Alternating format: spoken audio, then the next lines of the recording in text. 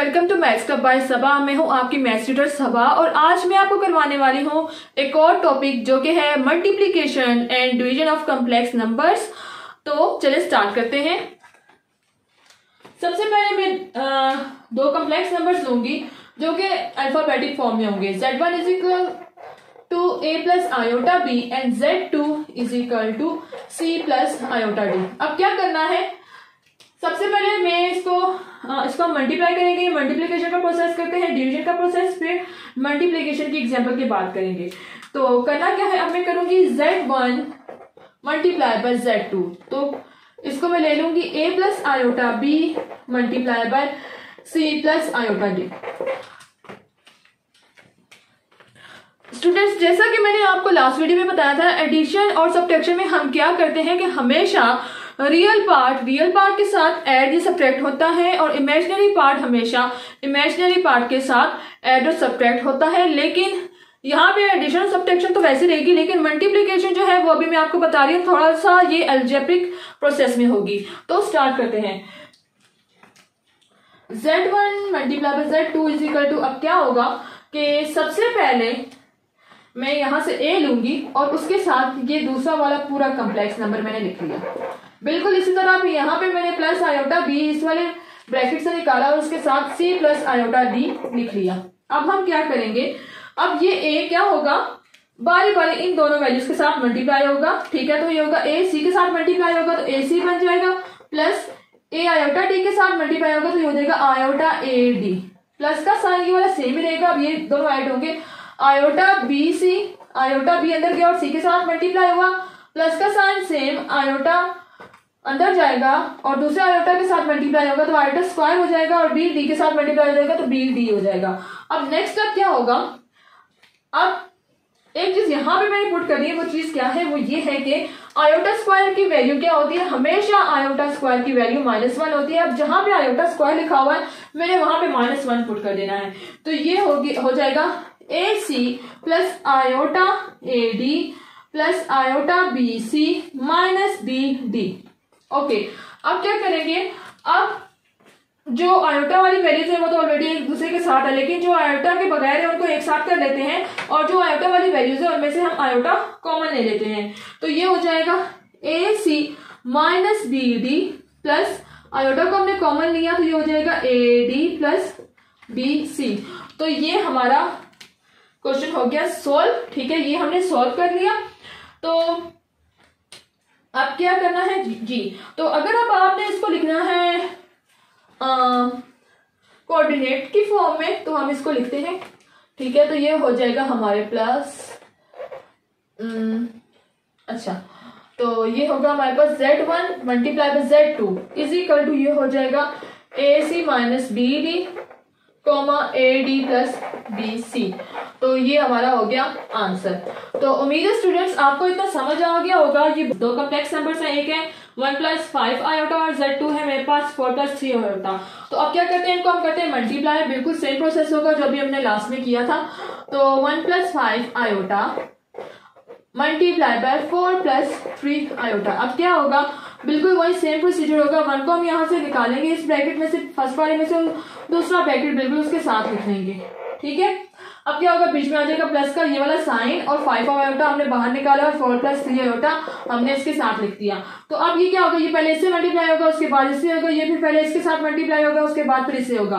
तो मल्टीप्लाई करेंगे, 4 multiply by 1 4 हो जाएगा, प्लस 3 आयोटा को मल्टीप्लाई करेंगे 1 के साथ तो 3 आयोटा ही रहेगा, प्लस 4 को 5 से मल्टीप्लाई किया तो 20 आयोटा आ गया।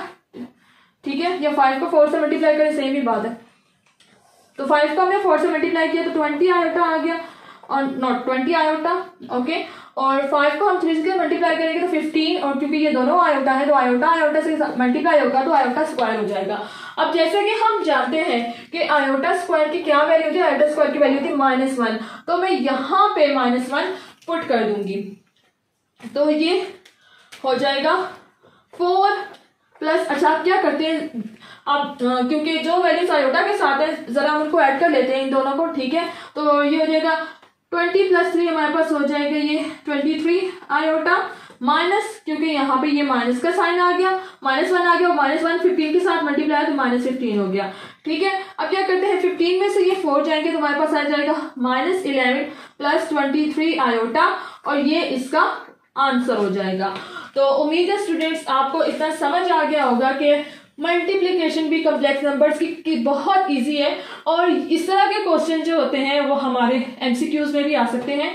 तो अभी हम चलते हैं डिवीजन की तरफ, उससे पहले मैं ये सारा रेस कर लूं।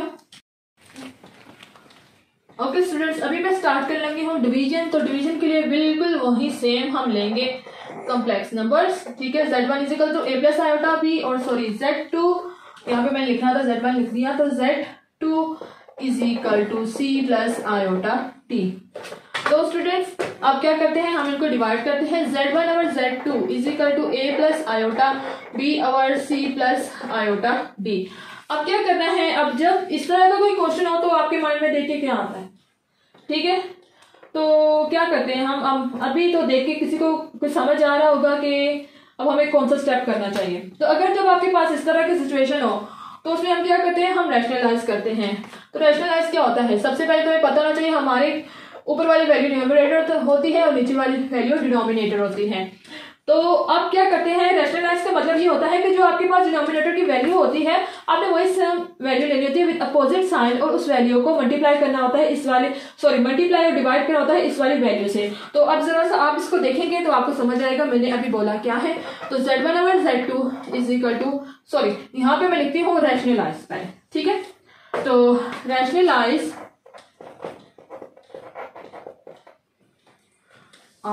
एक मिनट,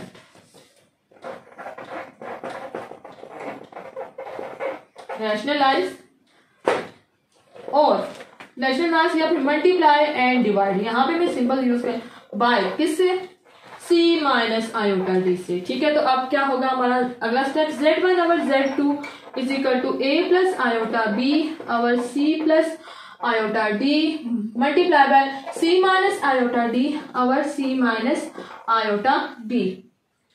तो इतना हो गया। अब क्या करते हैं, आप जरा इनको मल्टीप्लाई करते हैं और यहाँ पे ये अगले स्टेप्स हम सॉल्व करते हैं। तो ये हो जाएगा a + iota b multiply by c - iota d। ठीक है, similarly a + iota b not a + iota d, c + iota d multiply by c - iota d। अब यहाँ पे मेरे दिमाग में, अगर आप डिनोमिनेटर को पहले देखते हैं बाद में डिनोमिनेटर को देखेंगे, तो इसको देख के जरा मेरे दिमाग में भागता हुआ एक फार्मूला आ गया। वो फार्मूला क्या होता है कि जब भी आपके पास डिनोमिनेटर में दो सेम वैल्यूज हो विद अपोजिट साइंस, तो हम फार्मूला यूज करते हैं अलजेब्रा का, a² - b² =